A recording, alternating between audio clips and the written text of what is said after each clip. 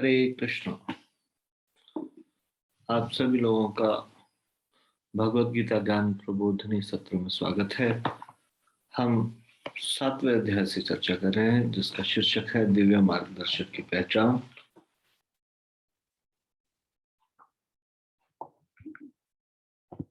हम 7वें अध्याय की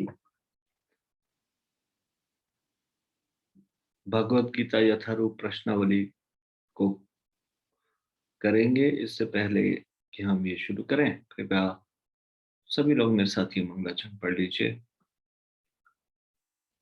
ओम अज्ञानतिमिरान्धस्य ज्ञानाञ्जनशलाकया चक्षुरुन्मिलितं येन तस्मै श्रीगुरुवे नमः। श्रीचैतन्यमनोभीष्टं स्थापितं येन भूतले स्वयं रूपः कदा मह्यं ददाति स्वपदान्तिकम्। वन्देऽहं श्रीगुरोः श्रीयुतपदकमलं श्रीगुरून् वैष्णवांश्च श्रीरूपं सागरजातं सगण रघुनाथान्वितं तं सजीवं साद्वैतं सावधूतं परिजनसहितं कृष्ण चैतन्य देवं श्री राधा कृष्ण पादान सगण ललिता श्री विशाखान्विता। हे कृष्ण करुणा सिंधु दीनबंधु जगत्पते हे राधा कांतन कांचन गौरांगी राधे वृंदावनेश्वरी वृषभानुसुते देवी प्रणमामि हरि प्रिये। वाञ्छाकल्पतरुभ्यश्च कृपा सिन्धुभ्य एव च पतितानां पावनेभ्यो वैष्णवेभ्यो नमो नमः। जय श्री कृष्ण चैतन्य प्रभु नित्यानंद श्री अद्वैत गदाधर श्रीवासादि गौर भक्तवृंद। हरे कृष्ण कृष्ण कृष्ण हरे हरे, हरे राम राम राम हरे हरे।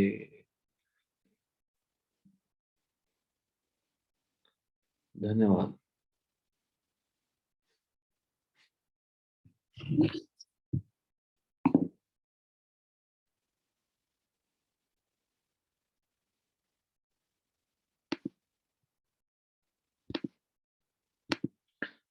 ये जो मंगलाचरण डिस्प्ले किया था ये बहुत छोटा दिखाई दे रहा था मोबाइल की स्क्रीन में, और पढ़ा नहीं जाएगा।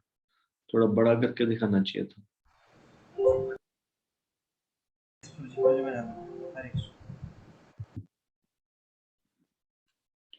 तो आप सब लोग पढ़ के आए हैं दूसरे अध्याय का 7वां श्लोक। ये आपको होमवर्क मिला था। दूसरे अध्याय का 7वां श्लोक।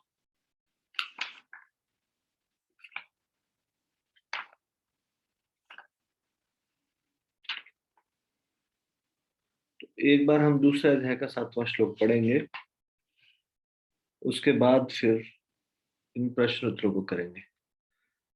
कार्पण्य दोषोपहत स्वभावः पृच्छामि त्वां धर्म सम्मूढ़ चेतः यच्छ्रेयसंज्ञा यच्छ्रेयस्यानि नश्चितं ब्रूहि तन्मे शिष्यस्तेऽहं शाधि मां त्वां प्रपन्नम्।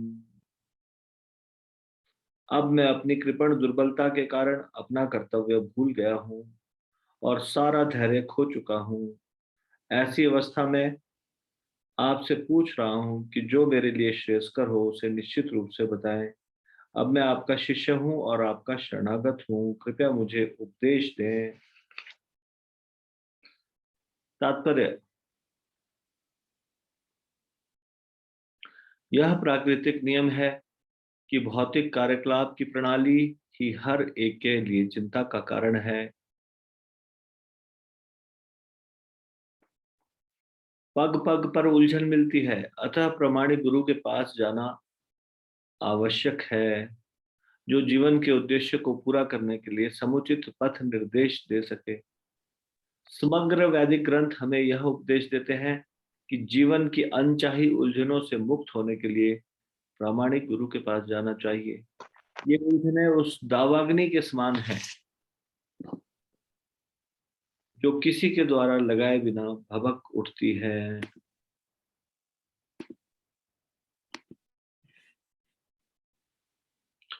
इसी प्रकार विश्व की स्थिति ऐसी है कि बिना चाहे जीवन की उलझनें स्वतः उत्पन्न हो जाती है। कोई नहीं चाहता कि आग लगे, किंतु फिर भी वह लगती है और हम अत्यधिक व्याकुल हो उठते हैं। अतः वैदिक वांग में उपदेश देता है कि जीवन की उलझनों को समझने तथा उनका समाधान करने के लिए हमें परंपरागत गुरु के पास जाना चाहिए। जिस व्यक्ति का प्रामाणिक गुरु होता है वह सब कुछ जानता है, अतः मनुष्य को भौतिक उलझनों में न रहकर गुरु के पास जाना चाहिए। यही श्लोक का तात्पर्य है। आखिर भौतिक उलझनों में कौन सा व्यक्ति पड़ता है वह जो जीवन की समस्याओं को नहीं समझता। बृहदारण्यक उपनिषद में 3:8.10 में बताया गया है, व्याकुल या व्यग्र मनुष्य का वर्णन इस प्रकार हुआ है। यो वा एतदक्षरं गार्ग्य विदित्वा स्मालोकात् प्रेति स कृपणः। कृपण वह है जो मानव जीवन की समस्याओं को हल नहीं करता और आत्म साक्षात्कार के विज्ञान को समझे बिना कुकर सुकर की भांति इस संसार को त्याग कर चला जाता है। जीव के लिए यह मनुष्य जीवन अत्यंत मूल्यवान निधि है, जिसका उपयोग वह अपने जीवन की समस्याओं को हल करने में कर सकता है। अतः जो इस अवसर का लाभ नहीं उठाता वह कृपण है। ब्राह्मण इसके विपरीत होता है, जो इस शरीर का उपयोग जीवन की समस्त समस्याओं को हल करने में करता है। या एतदक्षरं गार्गी विदित्वा स्मालोकात् प्रेति स ब्राह्मण। देहात्म बुद्धिवश कृपण या कंजूस लोग अपना सारा समय परिवार, समाज, देश आदि के अत्यधिक प्रेम में गंवा देते हैं। मनुष्य प्रायः चरम रोग के आधार पर अपने पारिवारिक जीवन अर्थात पत्नी, बच्चों तथा परिजनों में आसक्त रहता है।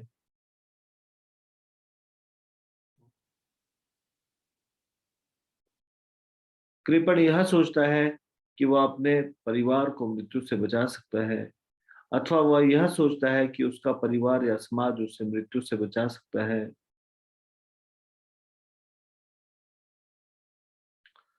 ऐसी पारिवारिक आसक्ति निम्न पशुओं में भी पाई जाती है, क्योंकि वे भी बच्चों की देखभाल करते हैं। बुद्धिमान होने के कारण अर्जुन समझ गया था कि पारिवारिक सदस्यों के प्रति उसका अनुराग तथा मृत्यु से उनकी रक्षा करने की उसकी इच्छा ही उसकी उलझनों का कारण है। यद्यपि वह समझ रहा था कि युद्ध करने का कर्तव्य उसकी प्रतीक्षा कर रहा है था, किंतु कृपण दुर्बलता कर्पण्य दोष के कारण वह अपना कर्तव्य नहीं निभा रहा था। अतः वह परम गुरु भगवान कृष्ण से कोई निश्चित हल निकालने का अनुरोध कर रहा है। वह कृष्ण का शिष्यत्व ग्रहण करता है। वह मित्रता पूर्ण बातें बंद करना चाहता है। गुरु तथा शिष्य की बातें गंभीर होती हैं और अब अर्जुन अपने मान्य गुरु के समक्ष गंभीरता पूर्वक बातें करना चाहता है। इसलिए कृष्ण भगवत गीता ज्ञान के आदि गुरु हैं और अर्जुन गीता समझने वाला प्रथम शिष्य है। अर्जुन भगवत गीता को किस तरह समझता है ये गीता में वर्णित है। तो भी मूर्ख संसारी विद्वान बताते हैं कि किसी को मनुष्य रूप कृष्ण की नहीं बल्कि अजन्मा कृष्ण की शरण ग्रहण करनी चाहिए। कृष्ण के अंतर तथा बाह्य में कोई अंतर नहीं है। इस ज्ञान के बिना जो भगवत गीता को समझने का प्रयास करता है वह सबसे बड़ा मूर्ख है। अब ये जो श्लोक हमने पढ़ा है इसके अनुसार कृपया इसका उत्तर दीजिए। प्रश्न है, जीवन की उलझनों की तुलना किससे की गई है और क्यों? कृपया हाथ खड़ा कीजिए।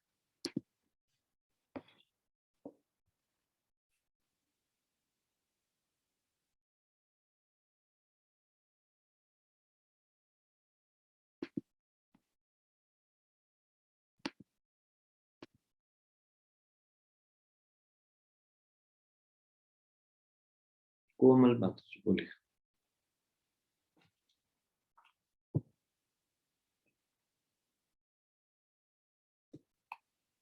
हरे कृष्णा प्रभु जी, दंडवत प्रणाम। हरे कृष्ण। प्रभु जी, ये उलझने उस दावाग्नि के समान है जो किसी के द्वारा लगाए बिना भभक उठती हैं। इसी प्रकार विश्व की स्थिति ऐसी है कि बिना चाहे जीवन की उलझने स्वतः उत्पन्न हो जाती हैं। कोई नहीं चाहता कि आग लगे, किंतु फिर भी वह लगती है और हम अत्यधिक व्याकुल हो उठते हैं। अतः वैदिक वाङ्मय उपदेश देता है कि जीवन की उलझनों को समझने तथा उनका समाधान करने के लिए हमें परंपरागत गुरु के पास जाना चाहिए। जिस व्यक्ति का प्रामाणिक गुरु होता है वह सब कुछ जानता है। अतः मनुष्य को भौतिक उलझनों में न रहकर गुरु के पास जाना चाहिए। यही इस श्लोक का तात्पर्य है। हरे कृष्ण प्रभु जी, दंडवत प्रणाम। धन्यवाद जी, धन्यवाद।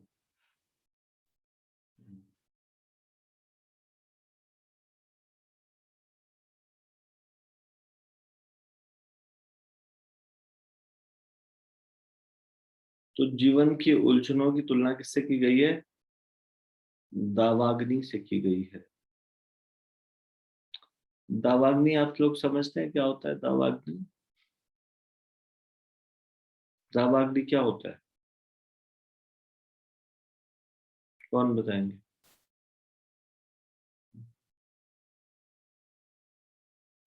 हरे कृष्ण प्रभु जी, दंडवत प्रणाम। प्रभु जी मैं बताऊं?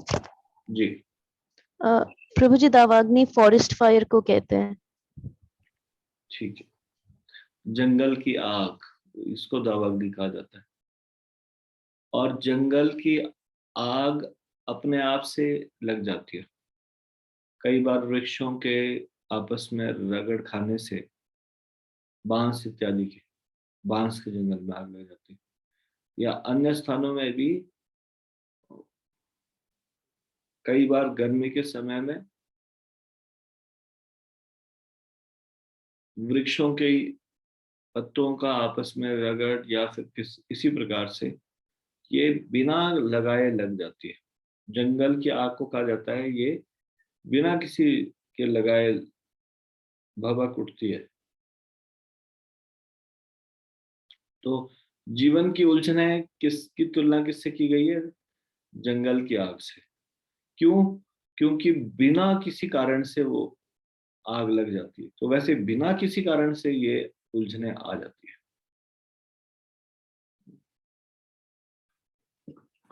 तो दूसरा प्रश्न है, कृपण कौन है? कृपण किसे कहा गया है? कृपण कौन है?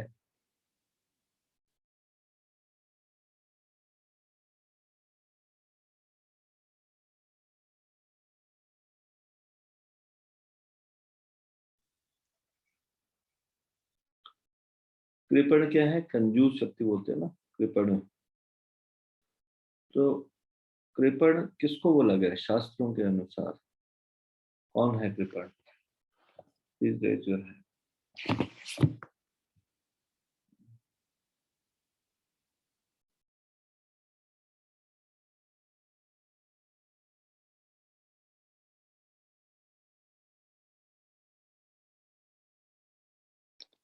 प्रभा शर्मा मत आप हरे कृष्णा प्रभु जी, दंडवत प्रणाम।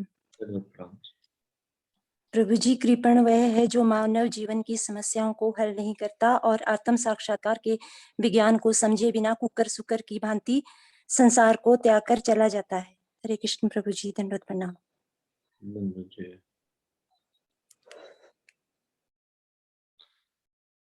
कोई और ऐड करना चाहता है? सीमा मत जी बताइए। हरे कृष्णा प्रभु जी, दंडवत प्रणाम।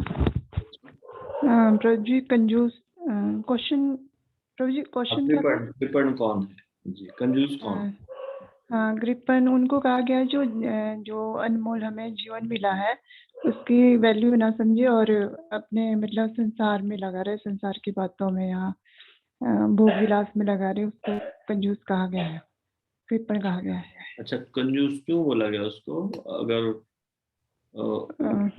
संसार में लगा हुआ है तो प्रभु जी जो भगवान का मतलब भजन नहीं करता है मतलब, और हमें जो अनमोल जीवन मिला है उसकी वैल्यू नहीं समझ रहा है कि किस क्या करना चाहिए हमें क्या नहीं, तो संसार में लगा हुआ मतलब, और जो अनमोल जीवन है उसको व्यर्थ में गवा दिया उसने।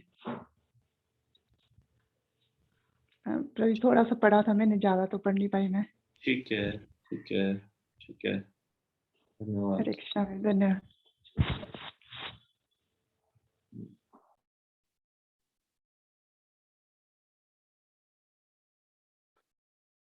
कोई इसमें कुछ और ऐड करना चाहते हैं? हरे कृष्णा प्रभु जी, धन्यवाद प्रणाम। हरे कृष्णा धन्यवाद जी, सही बात। प्रभु जी, वैसे तो यही है, और मैं भौतिक जीवन में, भौतिक मटेरियल में तो अपना पूरा जीवन गंवा देते हैं। भौतिक मटेरियल से कुछ समय ऐसा नहीं निकालते। आवाज बहुत ज्यादा कट रही है। कृष्णा प्रभु जी, आवाज बहुत ज्यादा कट रही है। अभी हरे कृष्णा प्रभु जी। हाँ, अभी थोड़ा बेटर है। प्रभु जी, यही कहना चाह रही। वैसे तो माता जी ने कहा कि मतलब मनुष्य जीवन में भगवान के लिए, भजन के लिए टाइम नहीं निकालते तो कृपण नहीं है, कंजूस हैं। उनको भगवान के भजन के लिए टाइम नहीं है, कंजूसी कर रहे हैं ना भगवान के नाम में। हरे कृष्णा प्रभु जी। ठीक है, धन्यवाद।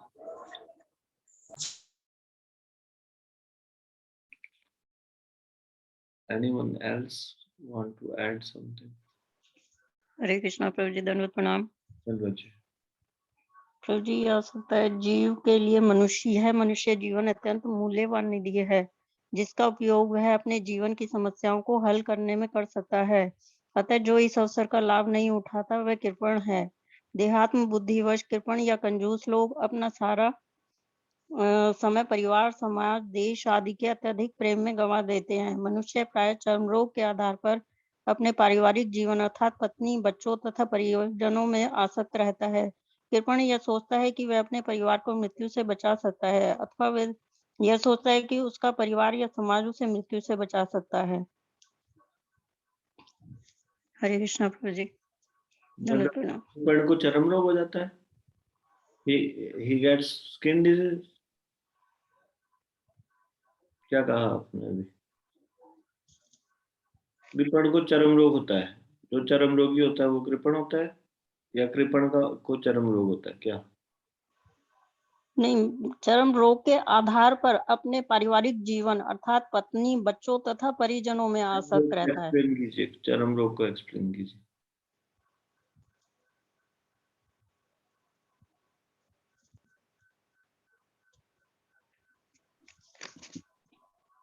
चर्म रोग को एक्सप्लेन कीजिए, क्या समझ में आ रहा? रोगी भी हो सकता है प्रभु जी। चलो अच्छा, म्यूट कर लीजिए। कोई एक्सप्लेन कर सकता है चर्म रोग क्या क्यों बोला गया है यहाँ पे? हरे कृष्णा प्रभु जी, धन्यवाद प्रणाम। जी। प्रभु जी, चर्म रोग जैसे प्रभु जी, जब स्किन प्रॉब्लम हो जाती है तो वो नहीं जाती है आसानी से, तो आसक्ति है प्रभु जी। ये ऐसे आसक्ति है कि वो अपने परिजनों और बच्चों में आसक्त रहता है, वो उसी तरह चर्म रोग के बराबर है प्रभु जी। अगर और बीमारी हो जल्दी से चली जाती है, जो स्किन डिजीज होती है वो जल्दी से नहीं जाती, ऐसे आप बोलना चाहते हो? प्रभु जी, हाँ, और बीमारी चली जाती है। मतलब चर्म रोग ऐसा रोग है प्रभु जी कि वो आसानी से नहीं जाता है, मतलब जाता ही नहीं है प्रभु जी, वो व्हाइट वाला वो जो हो जाते हैं उसमें, तो प्रभु जी। चलो ठीक है, म्यूट कीजिए। ये भी सही से बहुत प्रॉपर व्याख्या नहीं है। हरे कृष्ण। डायरेक्टली अनम्यूट करके कोई बोल सकता है, मैं अभी नाम नहीं ले रहा। हरे कृष्णा प्रभु जी, धन्यवाद प्रणाम। धन्यवाद जी। तो इस चर्म रोग एक कुष्ठ रोग होता है, कोढ़ मतलब जिसे बोलते हैं प्रभु जी। तो यहाँ पे कुष्ठ रोग बोला गया है यहाँ पे जी। ये जो कृपण है उसको कुष्ठ रोगी होता है। उसे एक ये पारिवारिक ये कोढ़ वाली बीमारी, मतलब कोढ़ लग गया है, कुष्ठ रोग हो गया है जो परिवार में आ सकता है। परिवार की आसक्ति को कुष्ठ रोग कैसे बोला जाता है? कुष्ठ रोग में शरीर गलना शुरू होता है। चर्म रोग प्रभु जी कुष्ठ रोग से ही मतलब कोढ़, जिसे कोढ़ बोलते हैं प्रभु जी, जो कभी ठीक नहीं होने वाला होता है प्रभु जी। ठीक है, म्यूट कर लीजिए आप। हरे कृष्ण प्रभु जी। कौन बोलेगा? हरे कृष्णा प्रभु जी, दंडवत प्रणाम। धन्यवाद प्रणाम। प्रभु जी मेरा भी गलत हो सकता है, मैं ट्राई कर रही हूँ।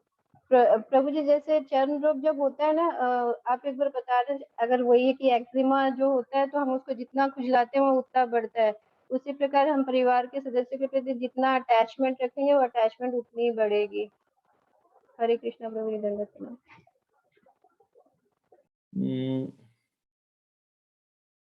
ये भी एग्जैक्ट मीनिंग नहीं है इसका, चरम रोग का।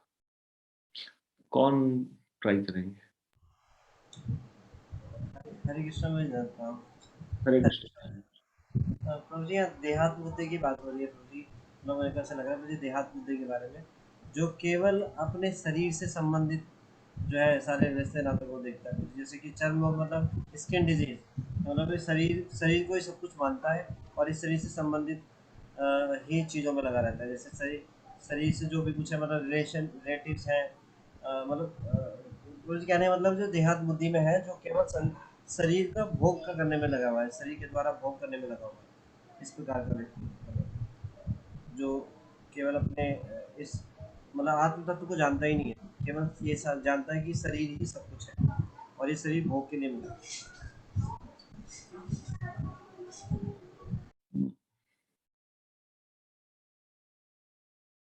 तो इसको चर्म रोग क्यों कहा गया? चर्म रोग मतलब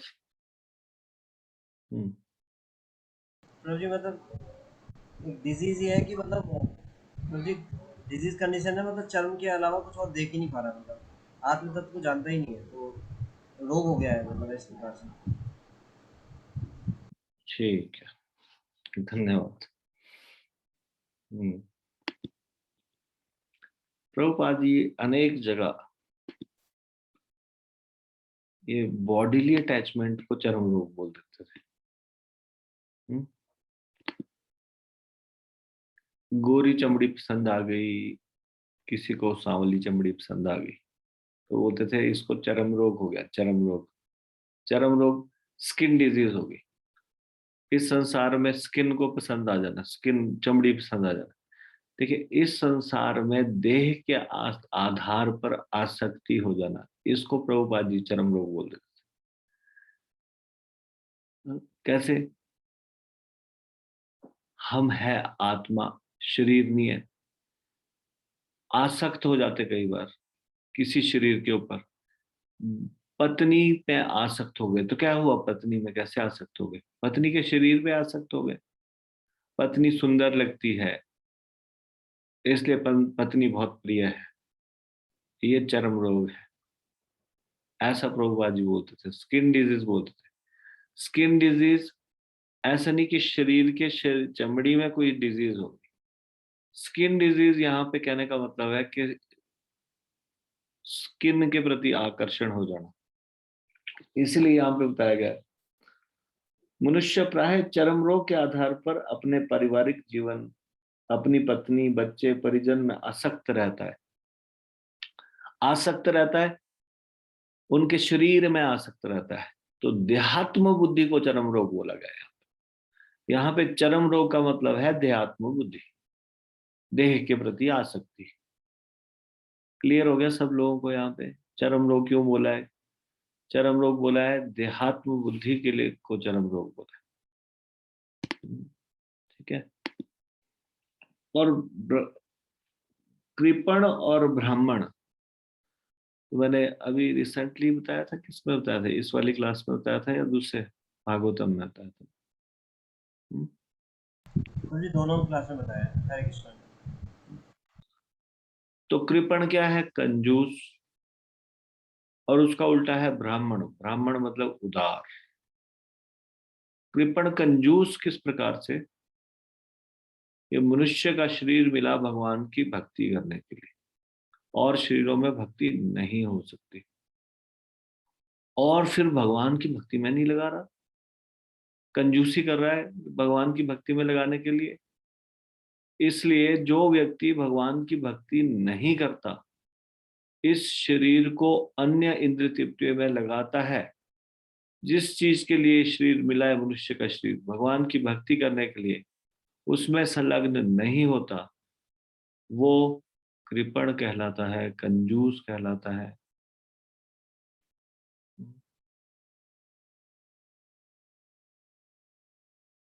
ब्राह्मण उसका ऑपोजिट कैसे?